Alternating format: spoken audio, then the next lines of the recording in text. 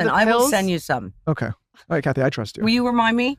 Yeah. I'm not kidding why? I love it the way it made me feel, but when I just want to get it done. I'm kind of like you. I'm like, let's just get this. I don't have 4 hours to sit around with the God, it's IV. never ending. I'm telling you, the older you get, between the hair color, the teeth, the dentist, the cleaning, the boobie check, the personal check down here. Shaving. I mean, the leg waxing. Oh. I don't have the leg waxing issue. No, he has no idea. It's like a mathematical equation. If it's for me to look semi-decent, I go through the car wash when The I get eyebrows. to LA. I look like Schmeagol from The Rings. I come here, I go through the whole car wash. It's like brows, hair, color, nails, face. Like it's so much shit. He rolls out of bed, slicks his hair back, he's ready to go. And he looks great. It's so annoying. I actually find it like really annoying. I do.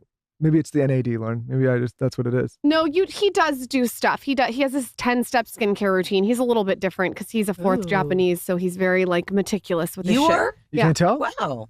Oh. Yeah, my mom's half, my grandma's full. Wow. Yeah, so you're a little bit like into the stuff. Well, I get to speak to so many educated people on this show that talk about all of these things. And when I learned like about skin health, I'm like, well, why would you not take it? You got to carry it with you forever. Love skin Right. You know? I'm doing a wellness day at my house. I hope that we'll do it around when you can be there. I mean, there was a period I looked like an old weathered saddle, and I was like, I gotta get it together. We gotta get it together. Yeah. I gotta be around for my kids. What's the wellness day? Like, what does one do? I've done it before, and we bring in, and friends can bring in the best of the best of the best. And we have people come in and talk and do little demonstrations and healthy food and, like a beauty boot camp? Kind of a beauty boot camp. Sarah Howard and I were talking about it, so I'll get her involved and several of my friends. And I did it once in Aspen with a group of 30 ladies, and we were at the Little Nell in that private dining room, and everybody came prepared to share 4 or 5 things. Cute. And there was a secretary to take notes, and everybody got a copy, and it was very useful and very helpful and interesting. Have you ever heard of Brian Johnson? Have you seen Brian? No. He's the guy, he built and sold Venmo, and now he's trying to solve the aging crisis for humans. He's trying to defy aging. He's been on this show. He's the one that measures his erections when he's sleeping. What? Because I guess erections are a sign of youth. A lot of times the that more happens erections in the middle of the you night. get, that's good though. That means that I get woken up by my husband. Yeah, I told Lauren, I wake up and tell her whenever I said, listen, I'm aging in reverse. But no, now he's waking up and like, I'm like, I can, tell me about his dreams. I can't go down that road. The reason I mentioned it to you, we just did a dinner with him where it was like a Jeffersonian style I want to dinner. meet him. No, you would love him. You are going to find him fascinating. So his whole thing is he's trying to literally use all his own personal funding to stop aging for humans. He's like, that's what his Wow. How old is he? He's 40 something, right? But after this, I'm going to show you a link. Brian, hello. And there's all these articles of what he's doing. He's doing all these blood transfusions and NADs. He and all took this his son's blood and like put it in his body. He took his own blood, put it in his father's body.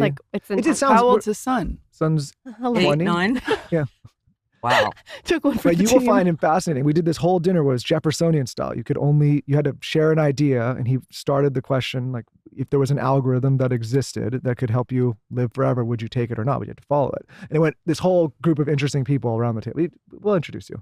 I would love that. Dr. But I Diamond think was there. You would like it. Yeah, Dr. Diamond was there. Yeah, and I said no. Michael said yes. He would take the algorithm. If someone gave you an algorithm to how not to age, would you take it? So you have to go to bed at a certain time. You have to eat at a certain time. I can do it. Too many rules. That would be hard. Yeah, you sometimes want a caviar baked potato at 8 p.m. on a Saturday. But he said something interesting. He said most people say no, but then if you think about it, if you would have said 5 years ago, hey, there's a shot you can take and it'll suppress your appetite and lower your weight, like would you do it? Most people say no. Now there's the Ozempic, and they're saying, what if an Ozempic type thing exists for dementia or for depression or for heart health? Would you take it? He said most people would. And that's essentially like an algorithm. So medical technology is moving further and further in that direction. Incredible. Nicky and I do a lot of, charity work and working. I've worked with Alzheimer's for 35 years. My friend's mother had it. And so I've been involved with that. And I hear the updates. It's just incredible how close we're coming. And breast cancer, it's not a death sentence anymore. Yeah. How do you so both close, look but we at can't charity? find the cure to the common cold. Sorry? How do you both look at charity? Like, is there, I mean, I know you guys are such big philanthropists, and I feel like it's like you just love to do it. How do you look at it? Do you look at it like, is it in your day to day every day? What is there a tip to finding the right charity? It can be overwhelming. Well, I started with the girls because I just think it's good to instill that. And selfishly, it gives you great joy. Yeah. And so we started out at the Ronald McDonald House, which was in New York, which was actually very sad. And I would bring them there at Christmas time. And I thought to myself, maybe that's a little heavy for them. I mean, these kids are very sick. Anyway, so then we would do things at our house and at my father-in-law's house because he had a big park ground. And we would do, we made T-shirts, which is a lot of fun. Make-A-Wish Foundation. Make-A-Wish Foundation. And we sold them. Well, we didn't. We gave them, and they sold them all over the place. And it was so cute. And then they'd come with their family. No press was there. We'd have somebody taking a Polaroid picture if they wanted it with the girls. Or we played Duck, Duck, Goose, which is a game I love. Bring Red Rover, all of these things. We'd have coloring stations and just spend time with them.